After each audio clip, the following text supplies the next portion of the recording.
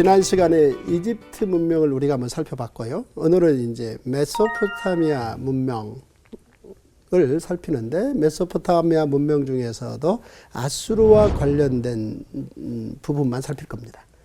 자, 메소포타미아라는 말은 BC 4세기 알렉산더 시기에 처음으로 그 지역에 대해서 부르게 된 이름입니다. 이게 메소포타미아는 이제 그리스어입니다.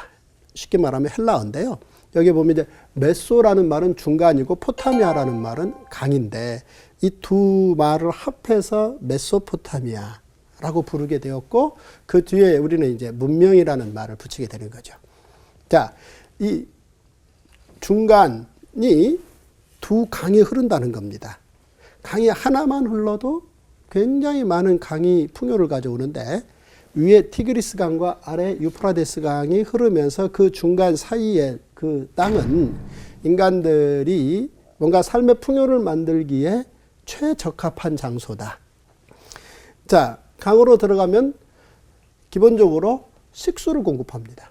사람들이 먹어 마실 물, 그 다음에 농수를 공급하죠. 이제 그런가 하면 이제 강의 특징은 연결을 시켜서 교통. 네, 교통이죠. 그러니까 서해안에서 배를 타고 어디까지 들어올 수 있는 거니? 마포, 나루터, 영등포까지 들어오는, 마포, 영등포, 이게 강이 없으면 안 되는 거죠. 이게 연결되는. 이제 그런가 하면은 경계, 강남, 강북, 한강이 이렇게 경계를 짓는. 자, 이렇게 강으로 들어가 보면 인간 삶의 쓸모가 이렇게 풍요로운 거죠. 농수, 식수, 연결, 경계. 그러다 보니까 이 삶의 주변에서 기적 같은 일들이 일어나는 거죠. 그래서 이제 기적이라는 말을 갖다 붙이고, 문명이라는 말도 대체적으로 강 주변에 살던 사람들의 이야기와 묶어낸다, 이렇게 보시면 되겠습니다. 자, 그런데 이 메소포타미아 문명은 이집트 문명과 비교해 보면 좀 다른 점이 있는데요. 티그리스 강은 아수르 민족이 살고 있고, 유프라데스 강 아래쪽에는 바벨론 민족이 살고 있습니다. 그리고 조금 더 동쪽으로 가면은 페르시아인들이라고 볼 수 있는 메데 파사인들이 거기에 살고 있습니다. 그러니까 그 지역은 대체적으로 개방적입니다. 그러다 보니까 그 안에서 많은 부침이 일어나는, 그래서 역사의 사건들이 더 많이 발생했다, 이렇게 보시면 되겠고, 또 하나 이제 이 강의 특징은 불규칙적으로 범람한다는 겁니다.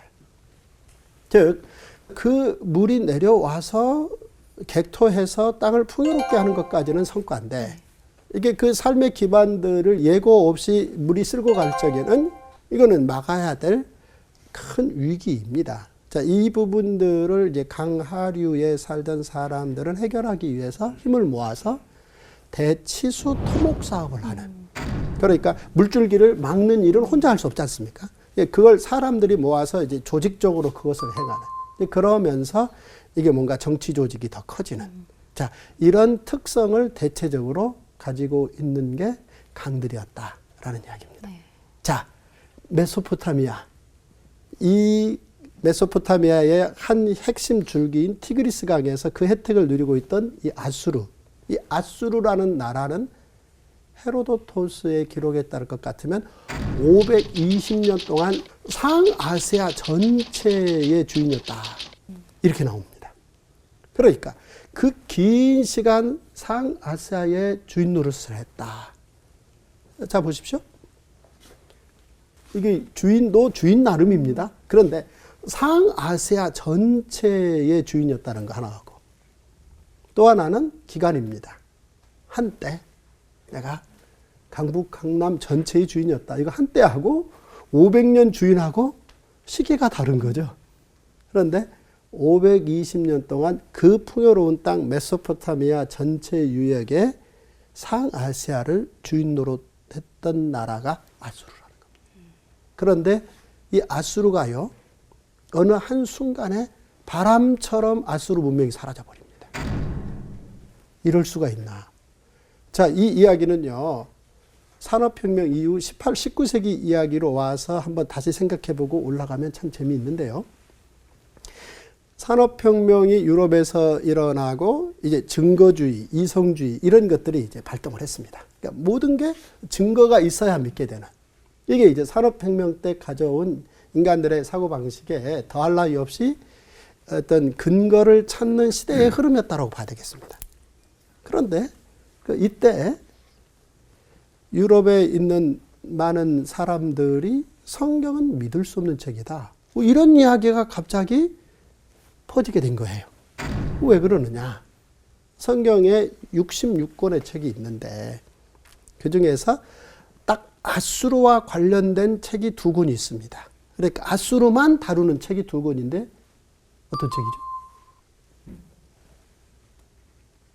딱 아수르만 다루는 책. 한 권은 요나서입니다. 그 유명한 요나. 네네네네.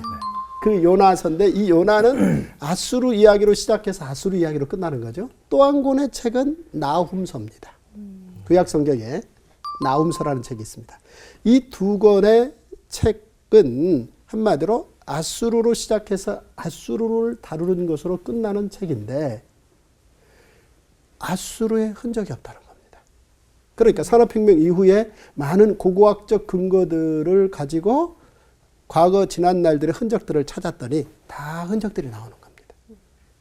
그런데 유독 어떤 흔적도 없는 곳이 아수르입니다. 그러다 보니까 고고학적 증거가 전혀 없다. 그래서 이 2권의 책은 근거 없는 책이다라는 이야기가 갑자기 산업혁명 이후 18, 19세기의 서구 이성주의가 들끓듯 이럴 때 그렇게 가면서 따라서 이 2권이 믿을 수 없다면 다른 성경책들도 믿을 수 없다. 이런 이야기들이 퍼져가고 있을 때 1846년도 영국의 고고학자 헨리 레이어드라는 사람이 니느웨이에 가서 6m 모래 밑을 파봤더니 거기에 니느웨이 전체 유물이 그대로 있는 겁니다. 와. 그래서 그 유물들 1108개를 파낸 겁니다. 그리고 지금 그 1108개가 영국 브리티시 뮤지엄 대형 박물관이라고도 말을 하죠. 거기 지금 아수르가 안에 그대로 있는 겁니다.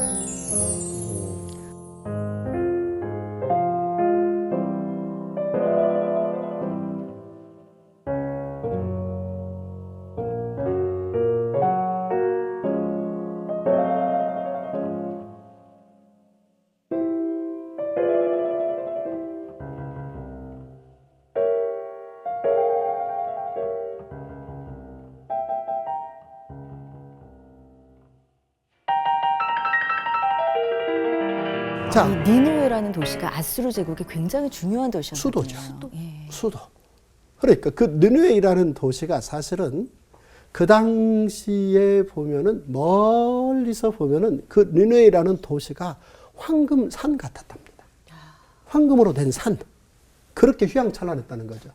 그런데 그 니느웨이라는 도시가 사라졌고 약 한 2450년 동안 흔적도 없어졌던 겁니다. 이게 무슨 얘기냐? 그리스의 역사학자 헤로도토스는 이제 520년 동안 상아시아의 주인이었다라고 말을 했는데요. 그런데 이 520년 동안 상아시아의 주인이었던 이 아수르는 바벨론 제국의 등장과 함께 사라집니다. 근데 그 바벨론 제국은 BC 609년도에 등장을 합니다. 그렇다면 BC 609년에 사라지기 시작해서 레이어드라는 고고학자가 6m 모래 밑에서 그 니느웨이를 발굴하기 전까지 약 한 2450년 동안 묻혀 있었다. 그러니 알렉산더가 그 위를 지나가고 그 위에 역사의 인물들이 그 수많은 사람들이 거기를 지나다니면서 그 밑에 전 세계의 주인 노릇해서 황금의 산을 이뤘던 그 인간의 거대한 문명이 있었다라는 것을 몰랐었다는 얘기죠. 자, 그러면 아수르는 어떻게 황금의 산이 되었는가? 어떻게 니느웨이를 그 휘황찬란한 황금의 산으로 보일 만큼 그런 거대한 문명을 만들었는가? 자, 사라졌다는 얘기는 여기까지 하고요. 어떻게 만들었는가? 그 이야기를 한번 살펴본다는 거죠. 자 보십시다. 사실 뭐를 모은다는 게 쉽지가 않습니다. 왜냐하면 가진 걸 써야 오늘을 하루 살 수 있잖아요. 그런데 쓰고 남은 걸 모으고 모아서 풍요롭게 만드는 건데 모으는 방법은 대체적으로 무역하는 겁니다. 그래서 아수르라는 나라도 처음에 그들이 재물을 모을 적에는 무역을 했습니다. 기록에 따를 것 같으면 아수르는 카파도기아, 그러니까 티그리스강 상류에 있는 이 아수르가 지금의 터키인 카파도기아까지 무역을 했다라는 기록이 있습니다. 자, 무역은 뭘 하는 게 무역입니까? 우리 최령 씨. 수출과 수입이잖아요. 네. 그래서 뭔가를 주고 받아오는. 뭔가를 주고받는 거. 아우, 좋은 생각입니다. 원구 씨. 물물 교환이죠. 물물 교환. 예. 그쪽 나라에서 필요한 걸 우리가 제공해주고 Yes, yes. 또 내가 필요한 걸 그쪽에서 네. 받아오겠죠. 다 맞으신 말씀이고 이걸 다시 쉽게 묶어서 한마디로 가면 내겐 남고 내겐 쓰고 남은 겁니다. 그런데 상대에게는 너무나 필요한 거.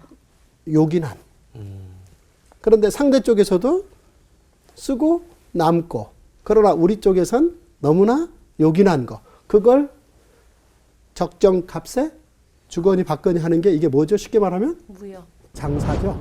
자, 장사하면 무슨 좋은 일이 생기는 거죠, 원고 씨? 장사하면 입담이 좋아집니다. 입담이 좋아지고 돈이 생기는 돈이 생기고 또 하나요. 제가 구하기 힘든 것들. 구하기 힘든 것들. 돈이 생기는 문화를 알게 됩니다. 문화를 생활 안다. 경제가 좀 다 좋습니다.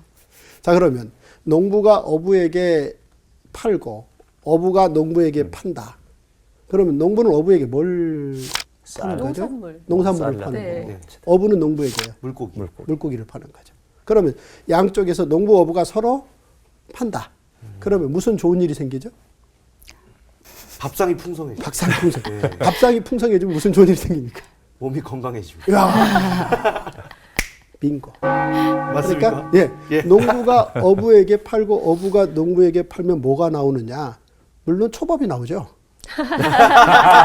그런데 초밥을 먹으면요 장수해진다는 거죠. 왜냐하면 탄수화물만 먹으면요. 비대해지겠죠. 네. 그러면 저를 딱 보시네요. 네, 그 물고기에 함유된 일종의 영양소가 농부에게는 절대적으로 필요한 거죠. 네. 그게 장수를 가져오는 거죠. 자, 따라서 사실 농부와 어부가 서로 농사 짓는 일이요. 얼마만큼 열심히 하다 보면 어떻게 고기 잡는지 몰라요. 또 이 바다에서 고기 잡는 일을 열심히 하다 보면 어떻게 농사 짓는지 잘 몰라요. 그러니까 또 별개의 아주 그 전문 지식들인 거죠. 그런데 거기에서 그 전문 지식을 가지고 풍성한 성과를 내서 서로 나누게 되면은 장사라는 형식을 취하게 되는 거죠. 그렇게 되면은 결국 식탁이 풍성해지고 이를테면은 이제 추운 겨울에 따뜻하게 살 수 있는 거고 여러 좋은 것들을 나누어 쓰게 되는. 그래서 궁극적으로 인간이 건강하며 오래 살 수 있는 복을 누리지 않습니까? 그러니 무역은 장려하면 장려할수록 좋은 거죠. 자, 그런데 이거는 아수르는 무역하는 데서 멈추지 않았다는 거죠. 아수르는 더 나아가서 이제 조공을 받게 됩니다. 자, 이 조공을 받는다는 게 뭐냐? 여기에 들어가면 이제 상대에게 쓰고 남은 그러나 우리에게 요긴한 걸 가져오는 그런 거래, 신사협정 이런 것에 기반을 둔 게 아니죠. 조공을 받는 건 힘을 가진 나라에서 힘이 없는 나라에게 위협을 해서 힘 가진 나라에서 필요한 것들을 힘없는 나라로부터 무조건 가져오는 겁니다. 가져오게 바치게 하는 거죠. 만약에 안 가져오면요. 더 어려운 일을 만들어 주겠다는 거죠. 이 이야기가 이제 성경에 나오게 됩니다. 이 영국에 있는 그 박물관에 아수르관에 가보면 1108개의 그 많은 기록물 가운데 유독 우리 눈을 사로잡게 하는 두 개의 그림이 있는데요. 하나는 블랙 오벨리스크라는 겁니다.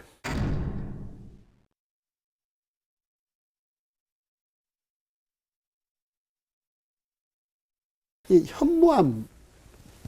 그러니까 돌 중에 그 현무암이 아주 검은 색인데요. 단단한 건데 이 블랙 오벨리스크라는 이 기록물이 남아서요. 지금 이게 2500년째 이게 남아있는 겁니다. 여기에 뭔가 새겨져 있습니다. 그 다음에 또 하나는 아수르 왕이 사자를 사냥하는 것을 돌에 새겨놨습니다.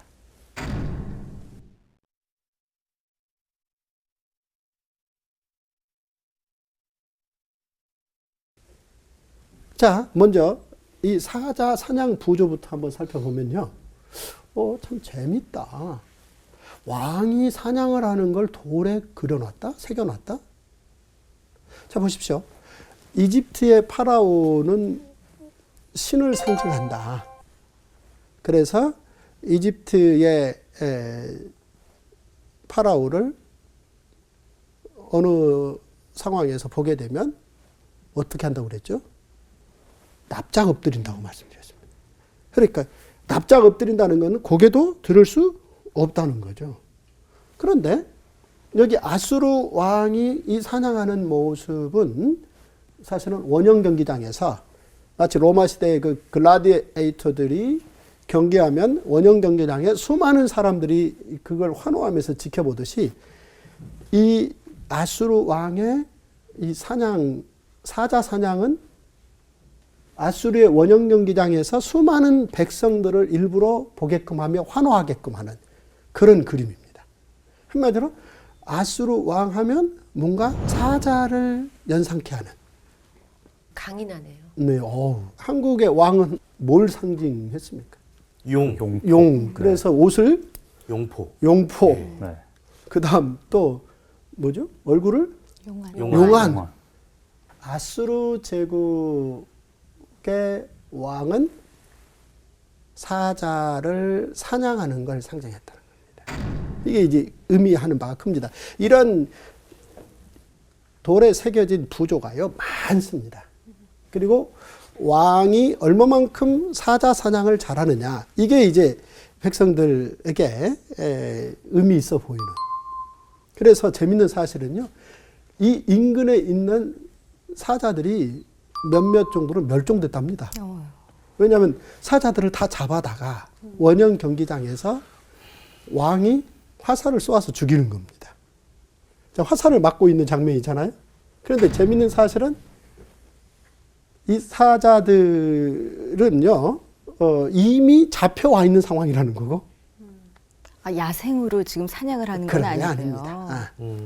잡아다가 원형 경기장에 사람들 다 모아놓고 그 원형 경기장에 풀어놓고 왕은 그걸 이제 마차를 타고 가면서 사자를 하는, 그 사냥을 하는. 그래서 그 사자를 죽이는. 그래서 이제 매년 초에 이런 행사가 있는데 온 아수르 국민들에게 이번에 우리 왕은 사자를 몇 마리 죽였다, 이게 말이 되는. 자, 이게 뭘 상징하고 싶은 거냐?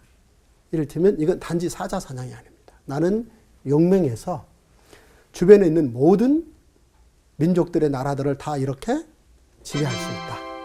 자, 이런 걸 상징을 하는.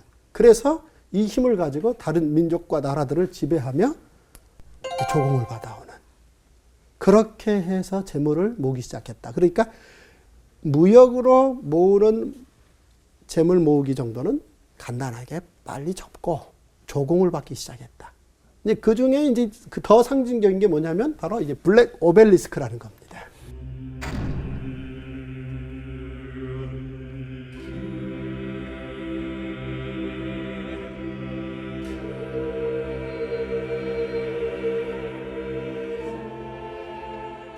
지금 그 블랙 오벨리스크의 장면 중에 한 칸 그림인데요. 여기 엎드려 있는 사람이 있고 여기 엎드려서 뭘 이렇게 받는 사람이 있는데요. 이 엎드려 있는 사람이 북이스라엘의 한 왕인 예후 왕입니다. 다음 시간에 좀 더 이 부분은 이제 말씀을 드리겠습니다만, 이 예후가 아수르 왕을 찾아가서 엎드려서 조공을 갖다 바친 겁니다. 이걸 이제 아수르 왕 입장에서는 너무 행복한 거죠. 그래서 이 장면을 현무암, 너무나 그 단단한 현무암 돌에 새겨서 지금 2500년이 지난 상황에서도 아수르는 이 예후로부터 조공을 받았다는 그림을 남기고 예후는 아직도 거의 3000년 가까이 허리를 펴지 못하고 있어요. 자, 이런 모습입니다. 자, 그런데 여기에서 멈추지 않고요. 이제 이들은 어떻게 조공을 받아서 많은 재물들을 모았는가, 그 내용에 들어가 보면요. 예를 들어서 이런 이야기가 있습니다. 우리 원구시 한번 읽어주세요. 아수르 왕 불이 와서 그 땅을 치려하매 무나엠이 은 1000달란트를 불에게 주어서 그로 자기를 도와주게 하므로 나라를 자기 손에 굳게 세우고자 하여. 네. 왕하 15, 19절. 와우. 여기서 이제 아수르 왕 불은, 성경은 불이라고 말했는데 이제 티글랏 빌레셀 3세라는 사람입니다. 그 티글랏 빌레셀 3세가 와서 북이스라엘을 치는 겁니다. 그러니까 모시는 거, 안아주는 거, 존대하는 게 아니라 딱 치는 게 뭔지 아시죠? 딱 치니까 무나햄이 은 1000달란트를 아수르 왕에게 바치는 겁니다. 자, 그러면 여기서 은 1000달란트가 어느 정도인지 대략 짐작이 안 되시잖아요. 네. 예. 그런데 그 북이스라엘이라는 나라의 수도는 사마리아입니다. 근데 여기에서 이제 잠깐 간단하게 살펴보면 이렇습니다. 애굽에서 노예 생활하다가 나와서 시내산에서 40년 머무는 가운데 제사장 나라의 기틀을 다졌고,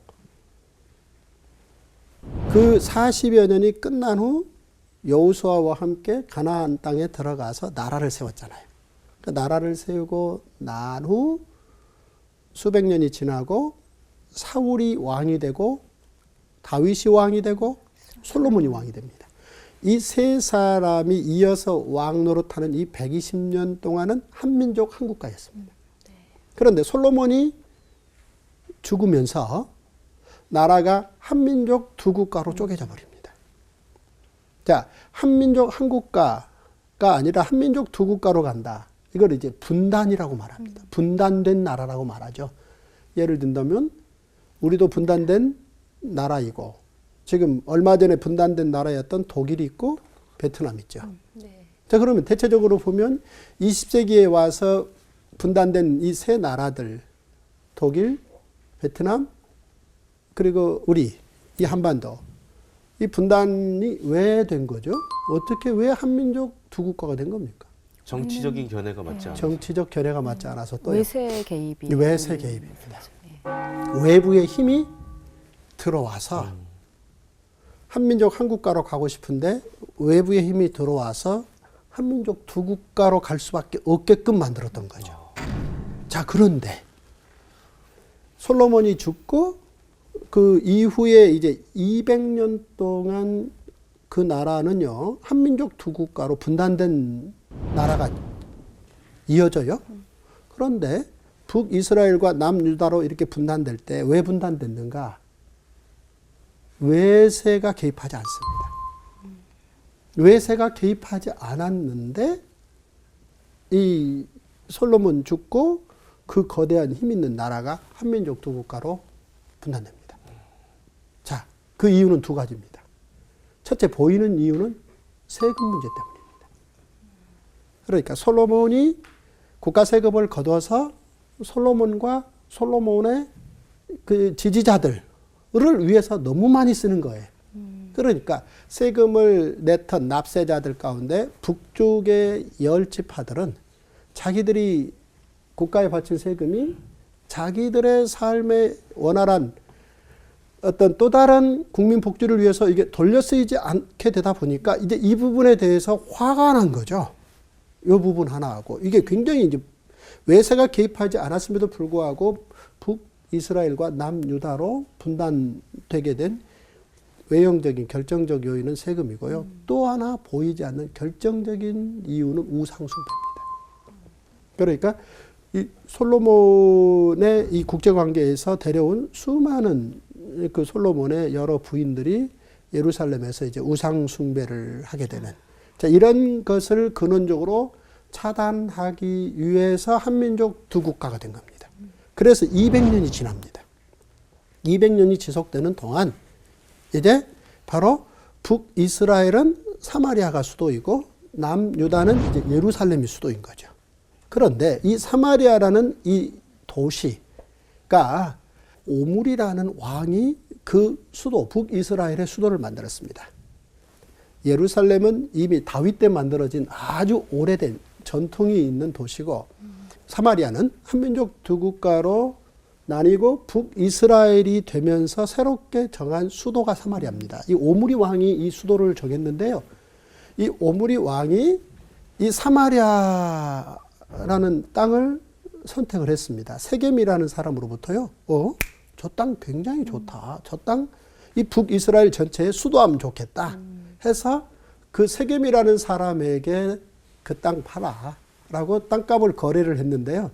그때 거래된 금액이 성경에 쓰여져 나옵니다. 어느 정도 있겠습니까? 은 1000달란트요. 은 2달란트. 다 그 들려. 돈이 은 2달란트인데. 그 오므리가 네. 세겜이라는 사람에게 은 2달란트를 주고 사마리아 도시 후복감 지역의 땅을 샀다는 거죠. 좀 싸게 샀겠죠. 그런가 봐요. 그렇긴 해도 그래도 그래도 명색이 사실은 지금 북이스라엘은요 남유다에 비해서 국력이 5배가 더 큽니다.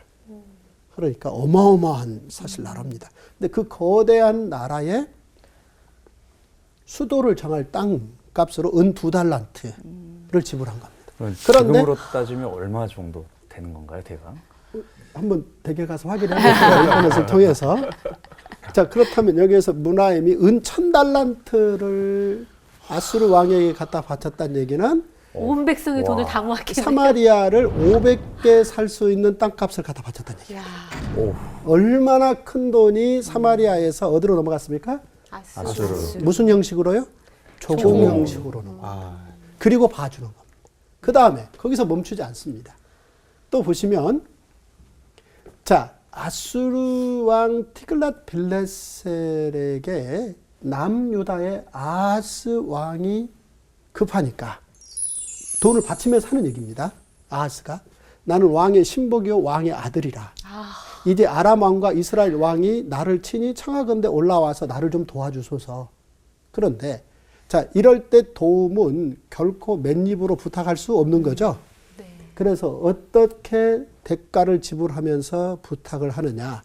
여호와의 성전과 왕궁 곳간에 있는 은금을 다 내어다가 아수르로 보내는 겁니다. 그리고 군대를 파병해서 북쪽에 있는 아람과 또 북이스라엘 이 두 연합군이 자기 나라를 괴롭히니 막아달라. 그 비용을 내는 겁니다. 이런 돈이 다 어디로 가는 겁니까? 아수르. 예물이지만 사실 이건 예물이 아니라 조공입니다. 또요. 또 보시면 또 이런 얘기가 나옵니다. 유다 왕 히스기야가 라기스로 사람을 보내어 아수르 왕에게 이르되 내가 범죄하였나이다. 나를 떠나 돌아가소서. 왕이 내게 지우는 것을 내가 다 당하리이다 하였더니 아수르 왕이 곧 은 300달란트와 금 30달란트를 정합니다. 이거 바쳐라. 자, 이 이야기는 이제 다음 시간에 좀 더 이렇게 설명을 하겠습니다만, 그러자 히스기야가 부랴부랴 여호와의 성전과 왕궁 곳간에 있는 은금을 다 꺼냈는데요. 은 300과 금 30이 안 되는 겁니다. 다 모았는데. 부족했구나. 네, 그러다 보니까 어떻게 했느냐? 히스기야 여호와의 성전의 문과 자기 모든 왕궁의 기둥에 입힌 금을 뭐 했습니까? 벗겼어요. 벗겼습니다. 그렇게 해서 이 양을 만들어서 어디로 보냈습니까? 아수르에. 아수르로 보낸 겁니다. 자, 이렇게 살아남아야 되는 겁니다. 그 다음 여기에서 멈추지 않습니다. 그러니까 다메섹의 재물과 사마리아의 노략물이 아수르 왕 앞에 옮겨질 거다. 이거는 이제 단순히 조공이 아닙니다. 이거는 침략의 착취입니다. 이게 그러니까 침략해서 지배해버리는 거죠. 그래서 이웃나라 아람이라는 나라의 수도가 다메섹인데요. 다메섹의 좋은 것들, 그 다음에 북이스라엘의 수도가 사마리아인데 이 모든 사마리아의 노량물들이 어디로 가느냐? 아수르로 다 옮겨가는 겁니다. 이유는 간단합니다. 이제 아수르가 더 이상 이 나라들을 조공받는 데서 멈추지 않습니다. 이 나라들을 아예 왕을 없애버리고 멈추게 하고 자기들이 직접 노예로 지배하는 거죠. 자, 이렇게 아수르는 520년 동안 상아시아의 주인 노릇하면서 느느웨이를 황금의 성으로 만든 겁니다. 그런데 BC 609년도에 작은 나라 바벨론이 가서 아수르의 수도를 쳐서 느느웨이를 불살라버립니다. 그리고 얼마 있지 않아서 티그리스강 상류에서 물이 범람해서 바로 그 아수르를 덮어버립니다. 그리고 모래가 6m가 쌓여서 2450년 동안 덮여 있었던 겁니다. 사라져버린 거예요. 그래서 덮여 있었군요. 네, 흔적도 없이요. 따라서 이제 아수르 제국은 이렇게 사라졌던 겁니다. 그런데 자, 여기 성경에서 뭘 얘기하고 싶은 거냐? 풀은 마르고 꽃은 시드나 주의 말씀은 영원하다. 이 얘기를 쓰고 싶은 거죠. 그러니까 풀도 마르고 꽃도 떨어집니다. 그런데 주의 말씀은 영원하다. 이 이야기를 성경은 말하고 싶은 겁니다. 역사로 자, 그대로 보여주셨네요. 그 네. 말씀을. 그러니까 여기에서 이제 이 제사장 나라를 얘기를 하는데요. 모세 때 세워진 나라가 제사장 나라잖아요. 이제 그 나라와 관련해서 이제 사마리아가 왜 없어졌는지를 이제 다음 시간에 한번 살펴볼 터인데요. 결국은 이제 제사장 나라는 사라지지 않습니다. 제사장 나라는 지속적으로 가는데요. 제사장 나라는 어떤 나라냐? 황금을 만드는 기술을 가진 나라가 아니고 추수가 끝나고 반모통이 일부를 거류민과 객과 고아와 과부를 위해서 남기는 나라입니다. 자, 이렇게 진행되는 나라가 제사장 나라죠. 그러니까 이런 나라는 남는 거고 이렇게 착취, 조공 이런 방식으로 다 역사의 문명을 꾸렸던 이들은 바람처럼 사라졌고 자, 이 얘기를 살펴봤고요.